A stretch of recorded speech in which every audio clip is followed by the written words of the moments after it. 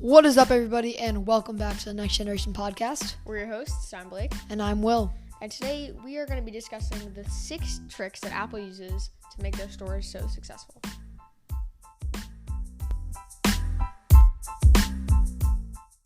So Apple retail stores are the most profitable per square foot of space than any other retail store in the world. So that's $5,546 per square foot of space. So Apple stores use 6 main tricks to really sell their products better than anyone else on the planet. And today we'll go into depth into all 6 tricks. You want to start with the first one? Yeah, so the first one is just overarching, general, the store design and the layout. So the stores are really simple and minimalistic. Yeah, and these are attributes that can also be found in the products that Apple sells. Very simple, minimalistic, streamlined, intuitive. However, they're all high quality packaging, Yeah. The stores are very nice, clean, new. Yeah, and the focus is on the products more than anything else. When you walk into an Apple store, all you really see is a bunch of wooden tables with phones and computers and iPads on them. So the focus is on the tech itself. Yeah, so there's no cash registers in any of these stores, no annoying sales signs or anything like that, haggling salespeople. Yeah. It's just a very it's nice really store. just you and the tech. So if you want to purchase something, instead of going up to a cash register, they'll come to you with an iPad and you can pay via From that. there, Yeah. And it's also allows you to really kind of examine. Be one with the products. Examine the product, really get a feel for it. Apple stores aren't really meant to feel like stores. They're meant to feel like museums almost. What's on display is the products, and what's special about them is that you can take them home if you want, right? So that's sort of an attribute all museums have. And Apple invests a lot of money into their packaging and their stores for this exact reason. Yeah. So when you think of it, an Apple storefront, what do you think about? Glass.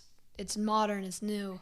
Yeah, and so not only does this, signature glass front add a sense of luxury, but if you can see inside of a store, you're more likely to actually go in the store, right? This way you know what's going on inside the store, what's happening, what they're selling. You can see the products. Let's say there was some, you're walking down the street and there's a store that sells clothing. Mm-hmm. And let's say that you can't actually see inside the store. You can just see that it sells clothing. Mm-hmm.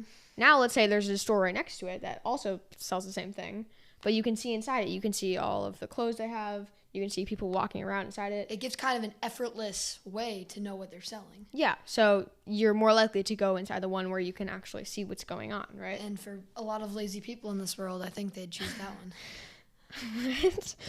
Right? But also, the glass also adds natural light. It's really rare that you'll see artificial light inside of an Apple store unless it's dark out. They try their best to maximize the natural light that they have because it adds a sense of not being artificial. Mm-hmm. And that's, good for the environment and stuff.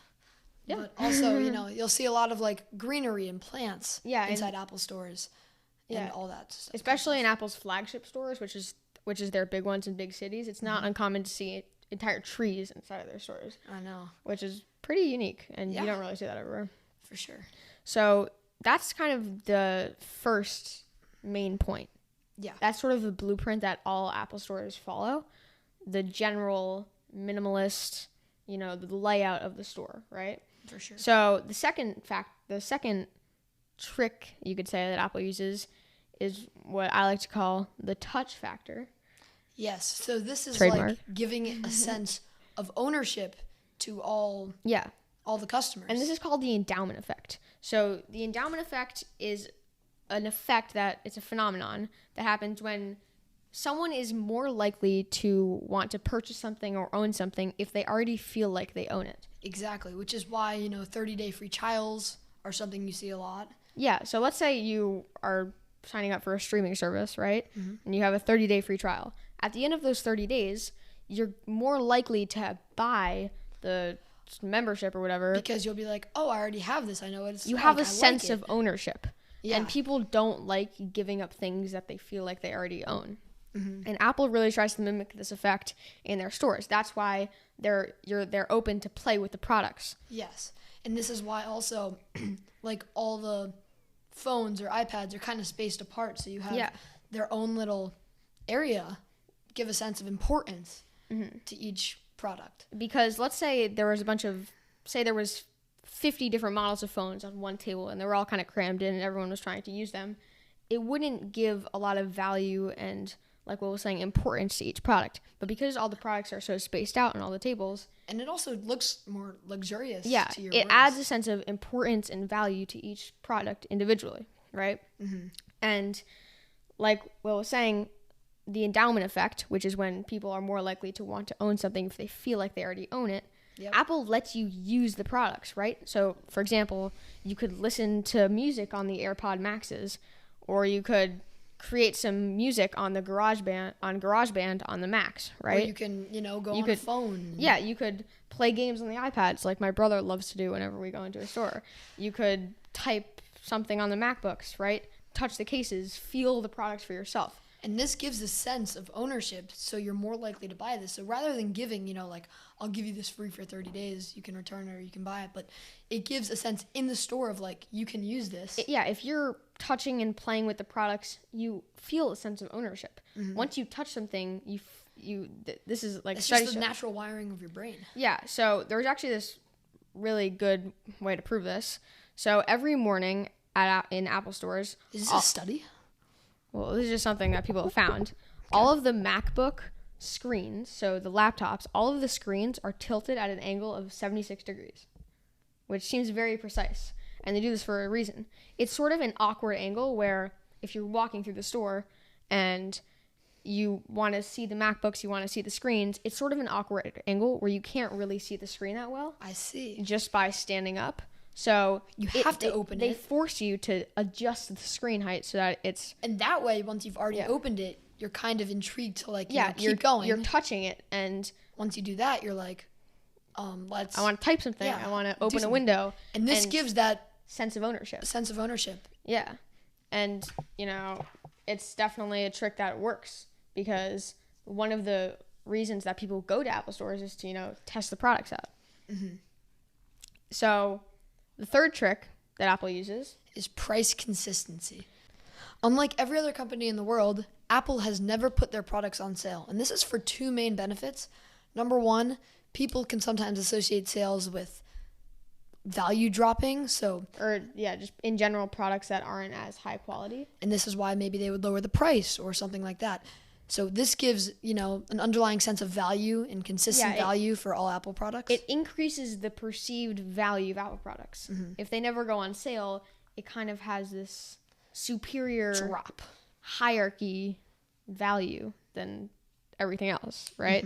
And the second point is that it encourages consumers to actually buy the products. So let's say Apple had a Christmas sale, and for 1 week out of the year, they would lower the price of the iPhone for $100, let's say. Okay. And let's say you missed that sale. So you were going to do it, but you forgot about it. And now it's New Year's Day, and the iPhone costs $100 more than what it did yesterday. That makes you feel a sense of like the iPhone costs too much because I'm not getting a good deal. So it's like I have this great deal. Oh, but it's not here anymore, so it's too much. It makes the original price of the product seem overvalued because there was a lower sense. And so that's going to make you wait until next year to get the phone. And this way, at any point in the year, anyone will be encouraged to buy a product because they know this deal is the best they're still going to get. People are going to be waiting to buy iPhones, which upfront for Apple isn't good. And let's say they do wait a year to get a new iPhone. Apple's making less profit from that customer because people are waiting until the sales come to actually buy the products. So the fourth trick that Apple uses is their Genius Bar and their employees. So first of all, they don't call their employees, they call them specialists, and that kind of gives a more value to the employees. Yeah. You trust them with your products. Because they're specialists and they kind of know everything. Even though they might not. And one of the most important things that Apple does with its employees is that the employees don't get a commission on every product they sell. And this has a bunch of benefits. Number one, for the customer, they don't have someone that's nagging them and haggling at them to buy the product. Because, that's what salespeople would do. Yeah, it's okay for the employees if you walk out of the store without a product, right? It doesn't hurt them in any way if you don't buy something. They're getting paid the same amount no matter what. So that just makes it better for the customer because they're not going to be nagging you about, you want to buy this? Maybe like a car This salesman has would. this product. This has this feature and everything. Yeah. Rather than you just looking that at makes it. for a more relaxing customer experience. Once you walk into an Apple store, they'll ask you, do you need help with anything? If you say, no, we're just browsing, then they'll just leave you alone. Okay. But if let's say employees earned a commission on every product they sold, that wouldn't be the you case. the whole time. Yeah, They'd would be like, this feature has this, and you exactly. can buy this and for this amount. That creates a more relaxing customer experience. No one likes a salesperson that's just haggling you the whole time. But then you think about this from Apple's perspective, and you wonder, well, why is Apple okay with this? Why are they okay with you leaving the store empty-handed? And do you know why that is? I do not. Because Amaze me. remember, Apple stores are museums. The products are what's on display. And remember the endowment effect? Yes. Maybe when you walk into an Apple store, Connecting maybe everything. you're not going to buy it the first time. But once you experience the products and sort of feel that sense of ownership, maybe you'll come back again another day. Like, It just increases your odds of maybe buying Apple products later down the road. Exactly. So Apple stores aren't necessarily meant for you to buy the products there. They're more meant for you to experience the products and know what you want to buy maybe later on online. And you can, yes, the prices will. That's still sort of be the main same. takeaway, I feel like. Like having experience, maybe not wanting to buy it in person, but then like, a few days later, you'll be like, I really liked that. I got to experience the whole thing, but I'm going to buy it now online. Yeah. So also Apple stores have Genius bars, which if you have any questions with It's anything you basically have, just tech help. yeah. But Apple doesn't call it the help desk. Genius bar. They call it the Genius bar. Better name. Again, which sort of adds this sense of value and, coolness. Yeah, it's not like a scam, but they're overselling it, if you know what I'm saying. Yeah. And that's for a reason. Yeah. I would do the it's same. smart. Would you rather, if you need some help with maybe like Go something's into not the working- Geniuses or the tech desk. Yeah, it just makes it sound cooler and it just More valuable. better Like you trust customer you experience. trust these specialists with your product and your Exactly. problems. So that's reason number 4. So reason number 5 is at your Apple sessions. Today at Apple sessions. Today at Apple sessions. Yeah. What does So- that even mean? Well, let me explain it to you. So Apple runs these completely free. Oh, you're right. Okay, I do They this. run these completely free classes on how to use their products. So examples of classes that they run are taking portraits. So basically a free photography class, editing photos on iPhone. So when you click the edit button, all those different- grandparents need to take these classes. all those different features, editing movies on iMovie, video recording techniques, learning how to use GarageBand, etc.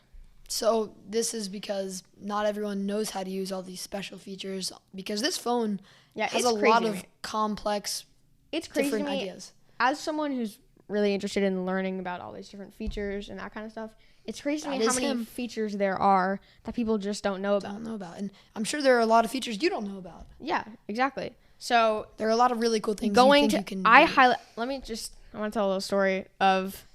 This is in February. Is this when you ran into the Apple store and made me come with you in the mall? No. Oh, okay. That was fun. This was in February. It was in New York City at the Grand Central Apple Store, and I did one of Apple's taking portraits photography, Yes, so session. this is actually really and it's cool. on site. So they basically, you have one tour guide, not a tour guide, but one Apple specialist who takes you around the location. In this case, because we were in Grand Central, they took us around Grand Central into some of like the terminals and just in that area. And they gave us some tips and tricks. And those pictures were all made on the iPhone? Yeah. With like no other... Yeah. That's ridiculous. The quality on those pictures I saw were ridiculous. So, and not only do they give you tips and tricks for taking photos Filtering, that are editing. really helpful for a lot of people, they also let you use the latest models of the phones for free. Okay. So Wow. let's say you have an iPhone 8 or whatever, and you want to, maybe you're considering a new phone, you want to test out the cameras, they'll let you basically take the cameras for a spin, and you can then send those pictures to yourself later if you got some good photos. And then that way, you'll be like, oh my God, these pictures are incredible. Let me go buy this phone. And now I know all these special tricks to make my photos that much better. Sense of ownership, the And endowment effect. And like knowing I know how to do all these special tricks Yeah. My photos will be Like- better than a lot of other And people's. also editing classes. I also have taken like photo editing class, which can really level up your photos, and it kind of makes me look at taking photos in a whole new way. I highly recommend people, if you have some free time, it's a free class on whatever you Apple want. website. Yeah, they have. Yeah, I think you have to technically like sign up in advance. But you can, if you're at the Apple store and there's a cool class going on, you just go online and Here's put your what we'll name do. down. If you're listening to this, then we'll put like the video podcast like that we post on YouTube, like in the show notes. And if the comments are available on that, we can maybe link it in the top comment. Yeah. So you can, see it. Yeah.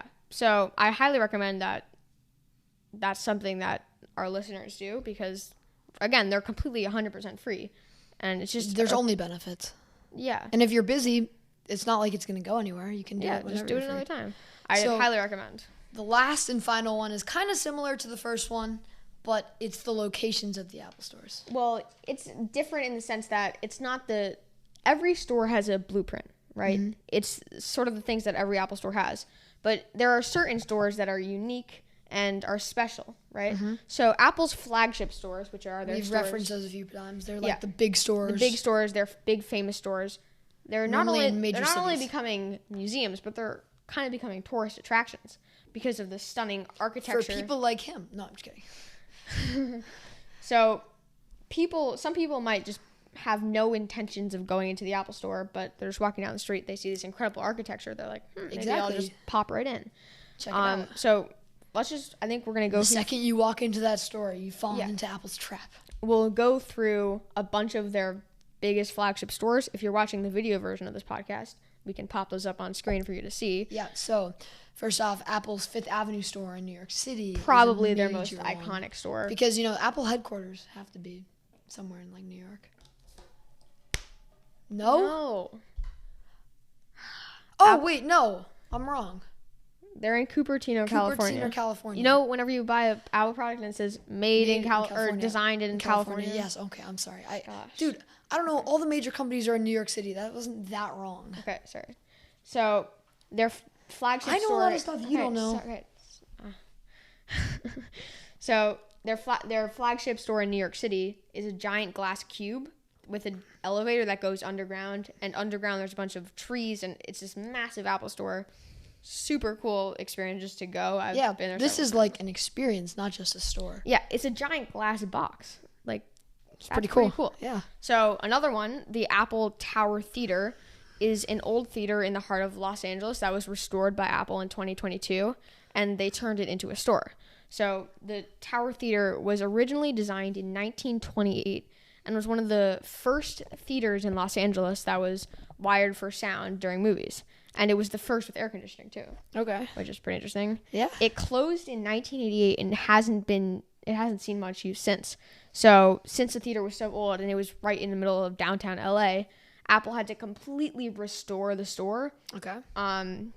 And preserve all of the detail in all of the Architecture, because it's really a really cool building itself. beautiful building. So they basically restored this incredible theater in downtown LA, and they turned it into this really, really unique and cool Apple store. So yeah, another thing It blended the new, modern minimalistic elements of Apple and also that beautiful old architecture. Yeah. Super So cool. I mean, if you're noticing a theme here in New York City, LA, big cities to get more customers, and that's for another reason. Yeah. Like There's also a store in Grand Central. This is the one that I was telling exactly. you the story So about it's before. not necessarily like the biggest store, but it's still It's a lot of people go to it because people it's in, who this Grand downtown. Central Apple store. If you go to Grand Central Terminal, I've actually seen it. So that giant big dome roof, that Mm-hmm. big, at the heart of Grand Central with all the stars in the ceiling and everything. Yes. They have basically the stairs. They're right in the middle. Yeah. It's kind of hard to explain if you haven't been there yourself. We can throw up a picture. Yeah, but it's right in the middle of all the action. It's one of the. I don't even know how they got that as a store location. To be perfectly honest, Money. It's right in the middle. Yeah, it's right in the middle of the historic Grand Central Terminal. It's really, really cool. And oftentimes, this doesn't even have to be a store, but you're drawn to stores or buildings based on their architecture and how cool they look. Like, you'll see something and you'll be like, oh my God, that looks sick. Yeah, a great example of this is in Singapore. There's a giant Apple store it's a giant sphere on the water that's meant to resemble a floating lantern.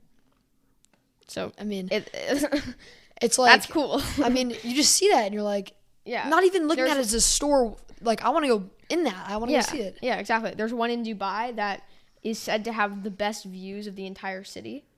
Well, I'm sure the Burj Khalifa has pretty good views, but... Well, actually, I wouldn't think so. Isn't the view of the Burj Khalifa what you want to see? Yeah, but you can see the whole city of Dubai at the top. But it would be cool to be higher up, but also see the entire skyline with the Burj Khalifa. Yeah, that's rather than be in the Burj Khalifa and see just like the rest of Dubai. I don't know. We can debate about this another time. So there's one in Beijing with this, like we're saying, giant glass panel, and there's these really cool engravings etched along the yes, and my actual siblings and mom are in London right now, and they sent me a picture of this. So there's one in London with a giant stone arches and blazing, beautiful glass tile. It's title. Sorry, title. What am I saying? Tile. What? So there's these giant stone arches with these glass tiles. Yes, that's what I said. Apple has restored, I'm assuming. Mm-hmm. Again, blending in London, the cool major architecture city. With Apple's simple, minimalistic blueprint. And also, there's one in Mumbai, India, with that, and it opened just a few weeks ago. Actually, I actually heard about it. Yeah, Apple stores haven't been in India up until about a month ago. So there's a brand new store in Mumbai. Again, giant, really cool arches, some greenery. Everything. So yeah, it looks really cool. It's on the corner of a building.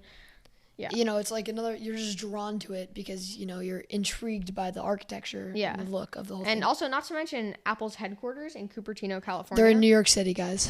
No, they're not. So Apple's headquarters itself is a giant circle ring building. It's like alien looking. Exactly. We'll throw up a picture on the screen if you're watching the video version of this on YouTube. But it's just a really cool architecture of a building. I've actually been to the campus itself. I've never been to California. You haven't? No. Anyways, it's this really cool, just the architecture of the headquarters itself. You can't actually go into the building itself as a tourist. Yeah. But they have an on-site Apple store, and this Apple store is a giant glass cube with a wooden ceiling. Kind of. As you're noticing, a lot of glass, Yeah, a lot of glass. See through. They actually sell merch there. It's the only store where they sell. That's right. This shirt. She came equipped. This shirt. So did you buy it on site? Well, when we went, they have a bunch of shirts. Okay. And you bought that? Well, I actually got this one as a gift, but I got another one that I'm not wearing right now. Nice. You probably should have put that on. This one's pretty cool. Yeah.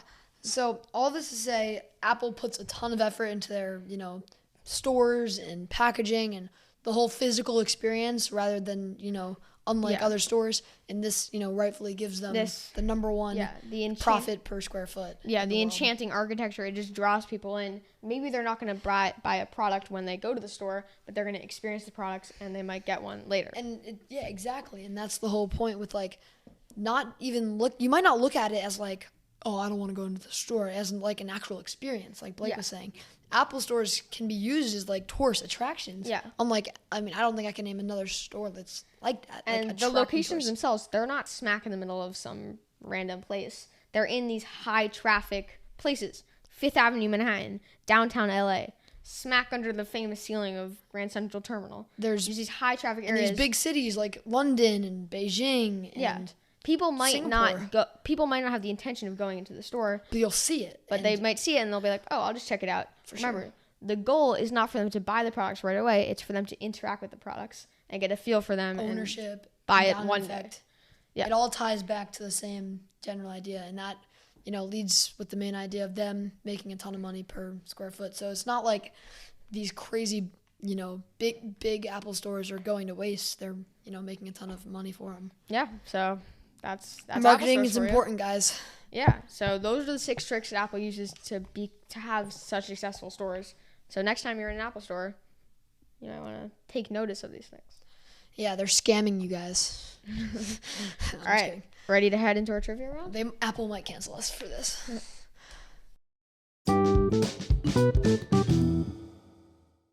So for those who are new to the show, every episode we do a brief little trivia round at the end. So we'll each ask each other 5 trivia questions. Whoever gets the most right wins the episode.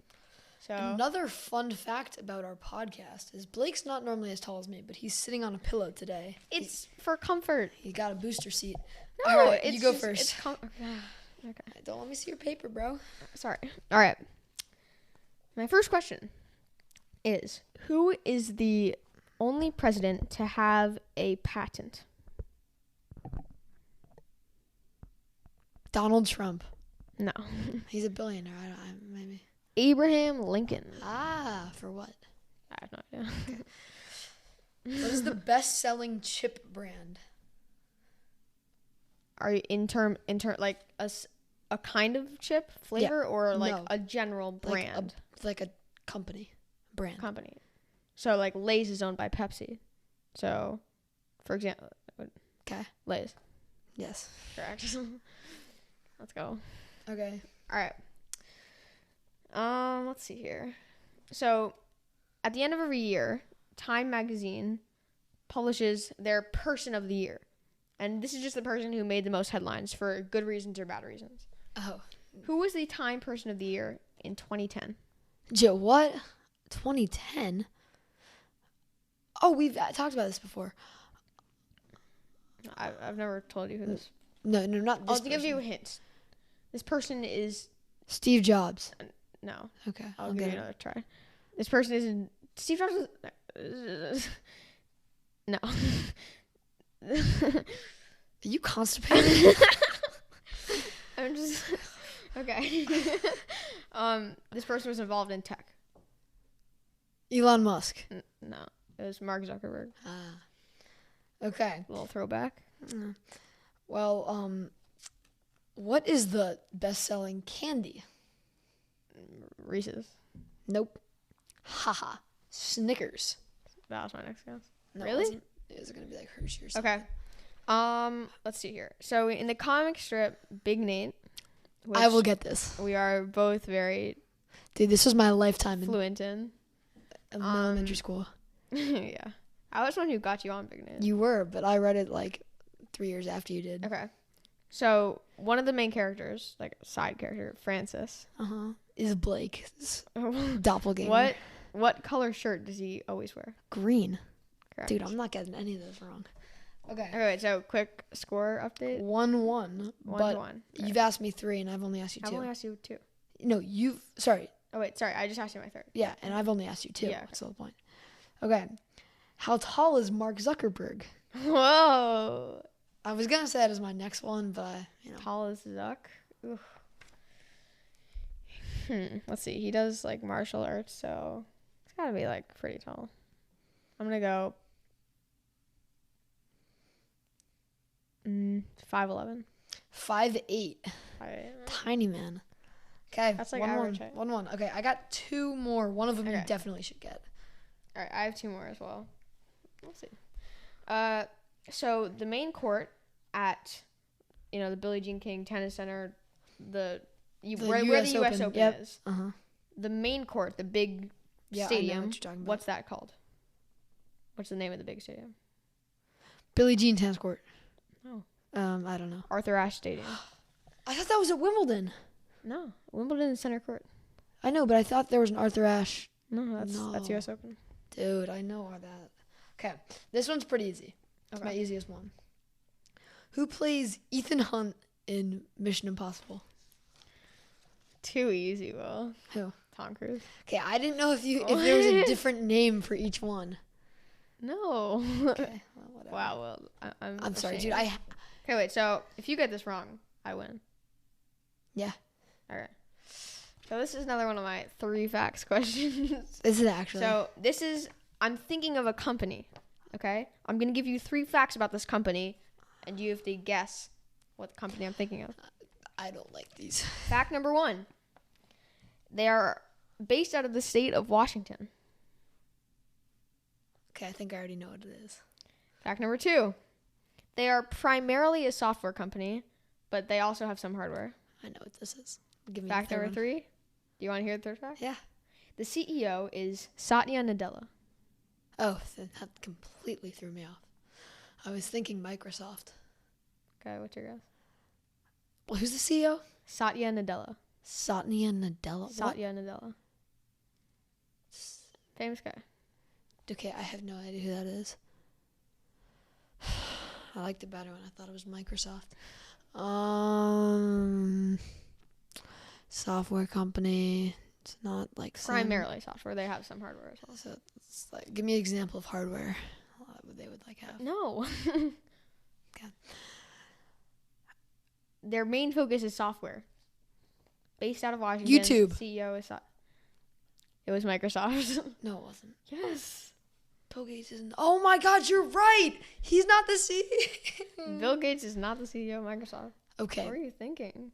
Well, But you were. I'm you're giving me a half point for that. Even though I don't No. win, I'm getting a half point for that. No, that was not your. I should have just guessed. I'm impressed that you got state of Washington and primarily software, and you guessed Microsoft. Well, because I know Bill Gates lives in Seattle. Yeah, that's good. Okay, I shouldn't have asked for that third hint. You gave me the option, dude. I gave you the option. Whatever. That's smart. Okay. So Rounded to yeah. the nearest 1,000. This is a pretty even number. Okay.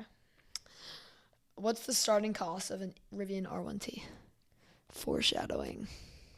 70,000. 75. I thought you said it was a round number. Round number, yeah. It's a fourth of 100. No, Or that was like a nice big round number. that is a big, nice round number. Okay. Well, signing off for now. Our next episode is going to be the biggest one we've ever done. Not going to give too much away, but it's going to be really sick. Let's stay tuned for that one. Yeah. So, good episode. See you in the next one. Peace.